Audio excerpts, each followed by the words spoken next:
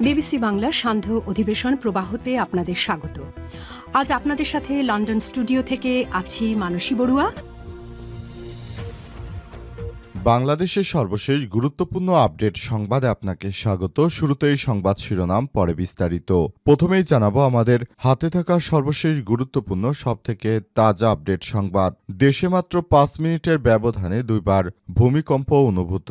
মধ্যরাতে সিলেটে মাত্র ৫ মিনিটের ব্যবধানে দুইবার ভূমিকম্প অনুভূত হয়েছে বলে ইউরোপীয় ভূমধ্যসাগরীয় ভূমিকম্প কেন্দ্র নিশ্চিত করেছে। আজ দিবাগত রাত 2টা 20 মিনিটে 31 সেকেন্ডের প্রথম ভূমিকম্প অনুভূত হয়। এরপর রাত 2টা 25 মিনিটে 14 সেকেন্ডে দ্বিতীয়বারের মতো ভূমিকম্প হয়। এর পাশাপাশি বঙ্গোপসাগরেও ভূমিকম্প হয়েছে রাতে। এছাড়াও ভারতের মণিপুর রাজ্যে রাত 3:30টার দিকে ভূমিকম্প অনুভূত হয়েছে।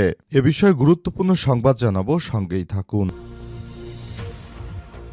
এরপর জানাবো জাতীয় সংসদ নির্বাচনের তফসিল ঘোষণা আজ। ত্রয়োদশ জাতীয় সংসদ নির্বাচন ও জুলাই জাতীয় সনদ বাস্তবায়নে গণভোটের তফসিল ঘোষণা করা হবে আজ জাতির উদ্দেশ্যে দেয়া ভাষণে নির্বাচন কমিশন এই তফসিল ঘোষণা করবেন। প্রধান নির্বাচন কমিশনার নাসির উদ্দিন তফসিল ঘোষণা করবেন বলে জানানো হয়েছে।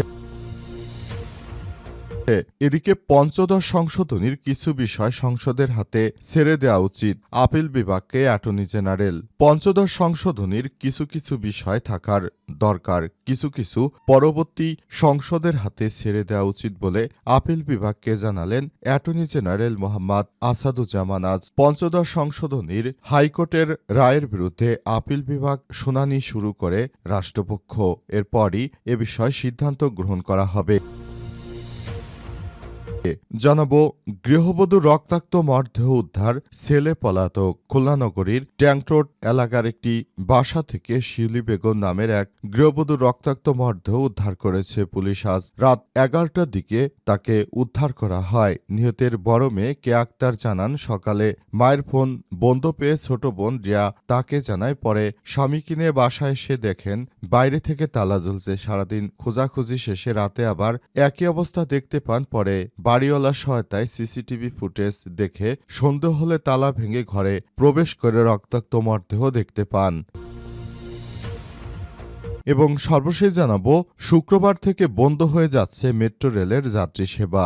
Dhaka mass transit company limited DMTCL এর স্বতন্ত্র চাকরি বিধিমালা প্রণয়নে বারবার প্রতিশ্রুতি ভঙ্গের প্রতিবাদে আগামীকাল শুক্রবার 12ই ডিসেম্বর ভোর থেকে সর্বাত্মক কর্মবিরতি পালনের ঘোষণা দিয়েছে প্রতিষ্ঠানটির নিয়মিত কর্মকর্তা কর্মচারীরা।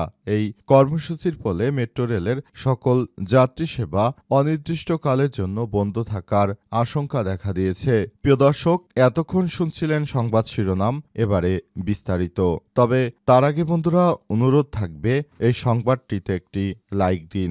এই চ্যানেলে আপনি নতুন হয়ে থাকলে আমাদের সংবাদটি দেখতে দেখতে চ্যানেলটি সাবস্ক্রাইব করে রাখুন। কমেন্ট করে বন্ধুরা আপনার মূল্যবান মতামত জানিয়ে দিন আপনি বিশ্বের কোন দেশ থেকে বা বাংলাদেশের কোন স্থান থেকে আমাদের সংবাদটি দেখছেন এবং শুনছেন। আর বন্ধুরা, সংবাদটি আপনার সোশ্যাল মিডিয়া ফেসবুকে শেয়ার করে বন্ধুদেরও দেখার সুযোগ করে দিন। গাজা যুদ্ধে আপনি যদি নিরীহ ফিলিস্তিনিদের ভালোবেসে থাকেন, কমেন্টে ইয়েস লিখে বিশ্ববাসীকে জানিয়ে দিন। এবারে বিস্তারিত। দেশে মাত্র 5 মিনিটের ব্যবধানে সিলেটে দুইবার ভূমিকম্প। মধ্যরাতে সিলেটে মাত্র 5 মিনিটের ব্যবধানে দুইবার ভূমিকম্প অনুভূত হয়েছে বলে ইউরোপীয় ভূমিকম্প কেন্দ্র নিশ্চিত করেছে। আজ দিবাগত রাত 2টা 20 মিনিট 31 সেকেন্ডে প্রথমবারের মতো ভূমিকম্প অনুভূত হয়। এটা 2টা 25 মিনিটে 14 সেকেন্ডে দ্বিতীয়বার ভূমিকম্প হয়। দুটি ভূমিকম্পের উৎপত্তিস্থল সিলেটের জকিগঞ্জ উপজেলার বাংলাদেশ ভারত সীমান্তবর্তী অঞ্চলের বিয়ানীবাজারে। ভারতের ভূমিকম্প পর্যবেক্ষণ কেন্দ্র ন্যাশনাল সেন্টার ফর সিসমোলজির তথ্য অনুযায়ী প্রথম ভূমিকম্পটির মাত্রা ছিল ৩.৫ এবং গভীরতা ছিল ২০ কিলোমিটার। পরের ভূমিকম্পটির মাত্রা ছিল ৩.৩ এর গভীরতা ছিল ৩০ কিলোমিটার। এদিকে রাত ৩টা ৩৮ মিনিটে ৩৬ সেকেন্ডে বঙ্গোপসাগরে ভূমিকম্প আঘাত হানে। রিক্টার স্কেলের মাত্রা ছিল ৪.৩ এর গভীরতা ছিল ১৫ কিলোমিটার। আবারও রাত ২টা ৫৪ মিনিট ৩ সেকেন্ডে মিয়ানমারে ৩.৭ মাত্রার ভূমিকম্প আঘাত হানার খবর পাওয়া গেছে। ভারতের ভূমিকম্প পর্যবেক্ষণ কেন্দ্র ভূমিকম্পের উৎপত্তিস্থল ছিল মিয়ানমারের উত্তর মান্দালয় থেকে ৬ কিলোমিটার দূরে। এছাড়াও রাত ৪টা ১১ মিনিটে ভারতের মণিপুর রাজ্যের উখরুলে ৩.৪ মাত্রার ভূমিকম্প অনুভূত হয়েছে। তার মানে পুরো অঞ্চল জুড়ে একের পর এক ভূমিকম্প অনুভূত হচ্ছে। এ অবস্থায় আসলে বড় ধরনের সমস্যা দেখা দিয়েছে এবং এই সমস্যা থেকে মোকাবেলা করার জন্য কাজ করতে হবে। জাতীয় সংসদ নির্বাচনের তফসিল ঘোষণা আজ। ত্রয়োদশ জাতীয় সংসদ নির্বাচনের জুলাই জাতীয় সনদ বাস্তবায়নে গণভোটের তফসিল ঘোষণা করা হবে আজ বৃহস্পতিবার ১১ই ডিসেম্বর সন্ধ্যা ৬টায়। জাতির উদ্দেশ্যে দেয়া ভাষণে নির্বাচনী তফসিল ঘোষণা করবেন প্রধান নির্বাচন কমিশন সিসি নাসির উদ্দিন। গতকাল বুধবার বিকেলে ৪টার দিকে সিসির ভাষণ রেকর্ড করে বাংলাদেশ টেলিভিশন ও বাংলাদেশ বেতার। এর আগে এদিন দুপুরে ত্রয়োদশ জাতীয় সংসদ নির্বাচন ও গণভোটের তারিখ নির্ধারণ রাষ্ট্রপতি মোহাম্মদ শাহাবুদ্দিনের সঙ্গে সাক্ষাৎ করে নাসির উদ্দিনের নেতৃত্বাধীন নির্বাচন কমিশন। রাষ্ট্রপতির সঙ্গে সাক্ষাৎ শেষে সাংবাদিকদের সঙ্গে কথা বলেন জ্যেষ্ঠ সচিব আক্তার আহমেদ। তিনি বলেছেন, গত জানুয়ারি থেকে ৩১ অক্টোবর পর্যন্ত ভোটের তালিকা, রাজনৈতিক দলগুলোর নিবন্ধন, গণভোট কিভাবে করবে, ব্যালটের রং, এসব বিষয় নিয়ে বিস্তারিত আলোচনা হয়েছে রাষ্ট্রপতির সঙ্গে। সেই সঙ্গে আগামী জাতীয় সংসদ নির্বাচনে করণীয় নির্ধারণ করতে তার সঙ্গে আমাদের আলাপ হয়েছে। আগামী জাতীয় সংসদ নির্বাচন নিয়ে যেন কোনো ধরনের বিশৃঙ্খল পরিস্থিতি কেউ সৃষ্টি করতে না পারে সেজন্য আমরা রাষ্ট্রপতির কাছ থেকে নানা রকম পরামর্শ গ্রহণ করেছি। আমরা মনে করি এবারের নির্বাচনটা হবে ইতিহাসের সবথেকে ভালো মানের একটি নির্বাচন। অবাধ, নিরপেক্ষ, সুষ্ঠু নির্বাচন করতে আমরা বদ্ধপরিকর। অবস্থায় এই নির্বাচনটা হতে হবে যেন সবথেকে ভালো মানের একটি নির্বাচন হয়, সেই ব্যাপারটি আমাদের করতে হবে এবং সেই ব্যাপার নিয়ে আমরা কাজ করছি।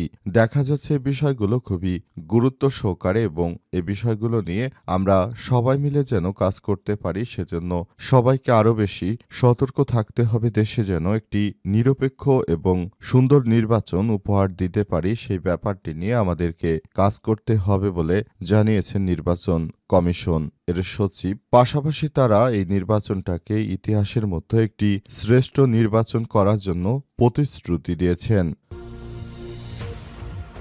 পঞ্চদশ সংশোধনীর কিছু বিষয় সংসদের হাতে ছেড়ে দেওয়া উচিত, আপিল বিভাগকে অ্যাটর্নি জেনারেল। পঞ্চদশ সংশোধনীর কিছু কিছু বিষয় দরকার, কিছু পরবর্তী সংসদের হাতে ছেড়ে দেওয়া উচিত বলে আপিল বিভাগকে অ্যাটর্নি জেনারেল মোহাম্মদ আসাদুজ্জামান বৃহস্পতিবার ১১ই ডিসেম্বর পঞ্চদশ সংশোধনীর হাইকোর্টের রায়ের বিরুদ্ধে আপিল বিভাগের শুনানি শুরু করে রাষ্ট্রপক্ষের সময় প্রধান বিচারপতি ড সৈয়দ রেফাত আহমেদ অ্যাটর্নি জেনারেলকে বলেছেন, জামাতের আইনজীবী বলেছেন, এখন পঞ্চদশ সংশোধনীর শুনানি শেষ না করে তা মুলতবি রেখে পরবর্তী সংসদের হাতে ছেড়ে দেওয়া উচিত। এটি নিয়ে তাদের মত কি? উত্তরে অ্যাটর্নি জেনারেল বলেন, তারা চান এটার শুনানি শেষ হয়ে যাক এবং একটা রায় আসুক আপিল বিভাগ থেকে। এ সময় প্রধান বিচারপতি বলেছেন, আমরা আগের আপিল বিভাগের মতো কোনো রায় দিতে চাই না, যা নিয়ে প্রশ্ন ওঠে। কয়েকদিন পরে নতুন আপিল বিভাগ গঠিত হবে, সেখানে এটির শুনানি হলে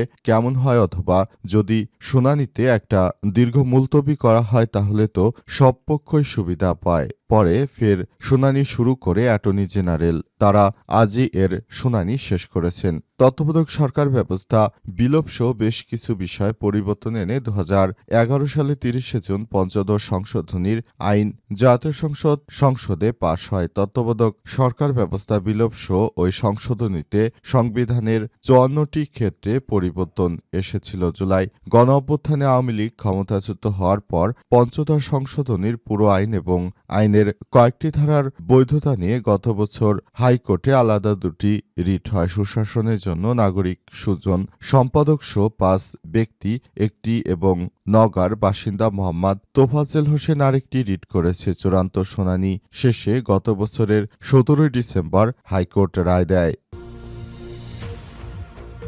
গৃহবধূর রক্তাক্ত মরদেহ উদ্ধার, ছেলে পলাতক। খুলনার নগরীর ট্যাঙ্কা রোড এলাকা একটি বাসা থেকে শিউলি নামের এক গৃহবধূর রক্তাক্ত মরদেহ উদ্ধার করেছে পুলিশ। আজ ১০ ডিসেম্বর রাত 11:30টার দিকে তার মরদেহ উদ্ধার করা হয়েছে বলে পুলিশের পক্ষ থেকে নিশ্চিত করা হয়েছে।